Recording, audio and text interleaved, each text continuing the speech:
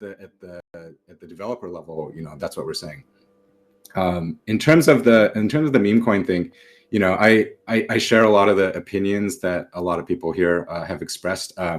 As a use case, it feels more like a game, I guess, than maybe like a little social phenomenon rather than a serious, long-lasting use case. I mean, it'll probably always stick around. I kind of think of it as like FanDuel for like social networks a little bit. But one of the interesting things I think that we always see in this space is that a lot of these things that seem like toys or not serious use cases tend to prove out some underlying thing.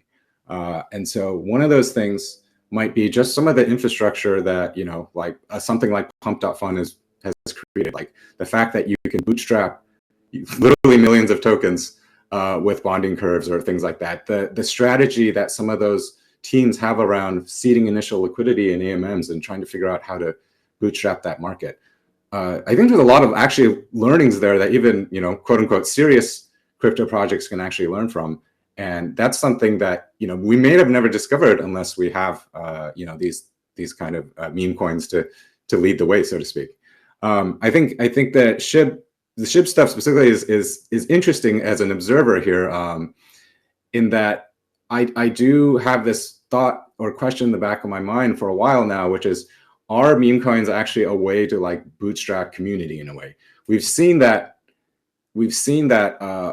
there's lots of crypto projects that seem to be good on the tech side, can maybe fork something or improve something, but if they're unable to build community, then a lot of times they don't have legs over the long term. And so it's sort of a question of like, do you build tech first or community first? I think ideally you do both, but some of these, seeing some of these kind of these meme communities evolve into real technology products is also kind of an interesting trend. And it's, as someone who tries to stay as open-minded about this space, crypto kind of challenges your beliefs constantly. I think it is very, we have to kind of think about like, is that actually like a reasonable go-to-market in this space? That's sort of the question that I've been grappling with. It's very contrary to how a traditional kind of tech investor would think about it. You got to have the product and the tech, and especially me I have an engineering background, and so I really wanted to be rooted in the utility of the thing. But it's hard to argue what you see out in the community. So that's kind of one thing I've been thinking about a lot. Yeah, I totally agree with the inverse relationship between price action and on-chain developer activity. And for us, like we were mostly building in the Ethereum space, like prior to building in the SHIB ecosystem. And amongst our peers, it was thought to be very contrarian.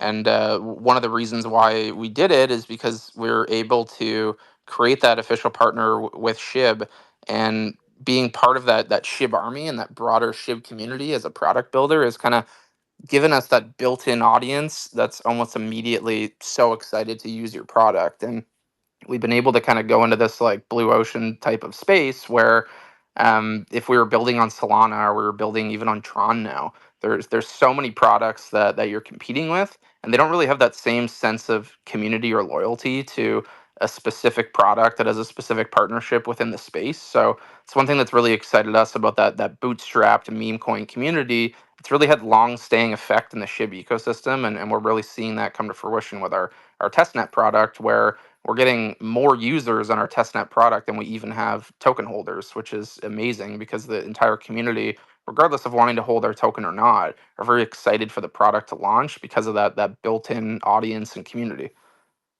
So I got to do a service for my homie David 10X and everybody that's not been to one of these canine spaces before. But he keeps mentioning the testnet and all the testing that's been going on, and the people from Canine that are testing before the main release. Dave mentioned a retroactive airdrop at one of these last shows. And before we close out, shout out to K2 and our homie David 10X. I have to bring up the airdrop. It's for him so that he knows it's still a thing. Buzz, these people that are testing these products, is there incentive for this? Yeah, it's been very lightly advertised because we certainly like value the testing more than we do like getting airdrop farmers to test it. But it's certainly a criteria of people who are going and testing our product and actually giving valuable feedback on what they'd want to see, what's not working, what they'd want to work better. Certainly one of the many criteria that'll be involved in our retroactive airdrop. And I've gotten tons of questions about like, oh, how do I exactly qualify for this airdrop? And my answer is always the same. It's be a good what they call shibazin in terms of like using products, having an active on-chain wallet, supporting with the proof of your active on-chain wallet activity, and that's the best way to qualify. I find that other retroactive airdrops, when they give a playbook of like, hey, do steps 1 through 10 to qualify for this airdrop, it can just be sybiled very easily, and then you get your tokens into the hands of people that are actually not beneficial community members long term. So the way that we're trying our best to structure it is that people who are using it, people who are testing, giving feedback, and things like that are going to be the ones who are the most rewarded. That's so cool. And I know that people that have already been testing are excited, but hopefully you get a couple of people that are willing to jump in and test. Richard, quick question, and then we're going to do a wrap up real quick and get out of here, keep everybody moving for the day. What a pity, man. I mean, we didn't mention Aave. I mean, it's predominantly been a Tron confiscated conversation, but I mean, Aave's made some big moves and, is the OG in the room. So, yeah, just curious to know if anybody has an immediate view on why. And, pointing to the comment that I made about catalysts, DeFi summer around 2, let's not forget. I mean, maybe a parting thought there is that I do think DeFi, last cycle, DeFi was the narrative. It was sort of the new thing. And so people could get excited about just the fact that it exists. I think we've moved on from that point.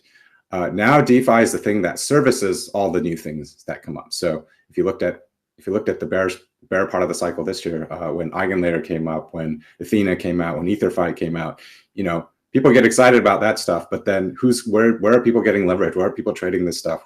How are you creating all these derivative products off of these things? That's all still DeFi. So I'm not surprised that as like I said, as a lot of these new products start coming out, over the next few months here, that DeFi is going to play a big role, and I think we're just on the tip of starting to see that right now.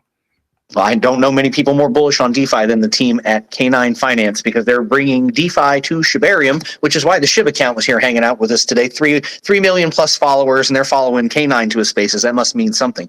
We're going to wrap it up today. I know we had the earlier rug, so we went a little long here today. I appreciate you guys hanging out a little bit past the hour. I want to say thank you to everybody that did the comments down below, everybody that came in as a listener, and to the team at K9 Finance. There's multiple people that came in, so shout out to Turtle, to Buzz, and then to Funk, who's in the K9 Spaces account. You guys have been in plenty of times. We appreciate you guys coming in mob deep with the team. And then everybody else that was a speaker that came in and followed the invites, like Ken and Dan and Richard and Josh and 2%. Appreciate you guys, man. You make the shows what they are. And then K2 got to host with me today. I love doing shows with K2, man. I'm glad you got to hang out with the guys from K9. They've done shows with us and Mario before. I'm glad you got to meet them, man. And Buzz, normally we do the wrap up and stuff like that, but we're going to let you out of here. I know you guys have got things going on, and we'll let you go too. But I appreciate you guys pulling up. K2, let's wrap it up and go home, bro.